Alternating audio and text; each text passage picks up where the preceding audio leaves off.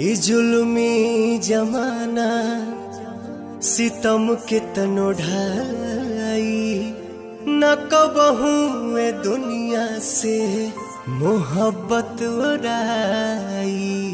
और जब रोग हो जे जानी उजानी कदर बेकदर के समझ में न आई।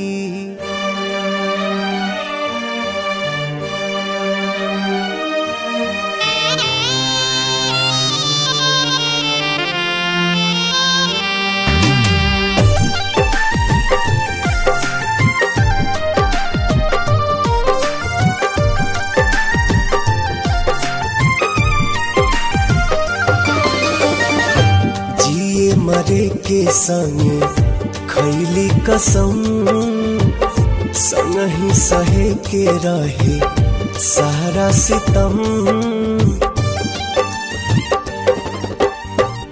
जिए मरे के संगे खैले कसम संग ही सहे के रहे सारा सितम। उहे जान भैली अनजान काहे पूछ के बतावा तनी चान। हे चान दूर काहे भैली हमर जान।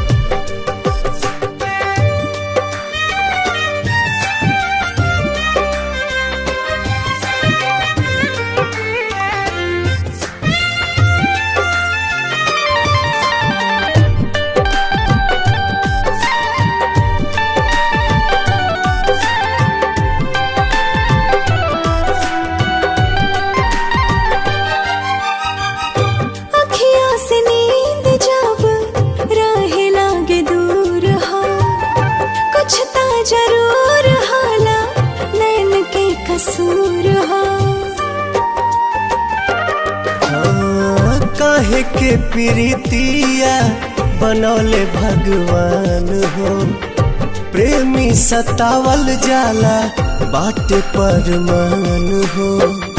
ना जाने कैसन बा दिल के जरूरत हो। हर पल निहारेला उनके ही सूरत हो। टूट गइल सारा अरमान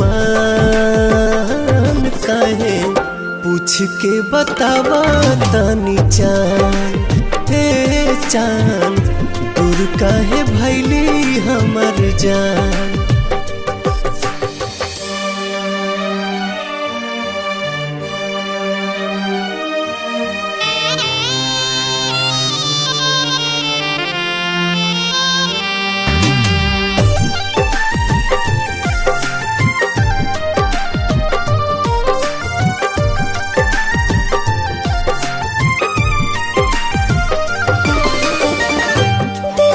जरूरत होला सच्चा दिलदार के। बड़ा हार जाए तू ता बुझला न प्यार के। फिर ना दोबारा कब हो पाई प्यार हो। बसल बसावल दुनिया भइल उजार हो। सपनों में ना सोचनी ऐसन कब होई। दिल भर के याद में अखियां कब रोई। घुट घुट के निकाले परान काहे पूछ के बतावा तनी चान। हे चान दूर काहे भैली हमर जान।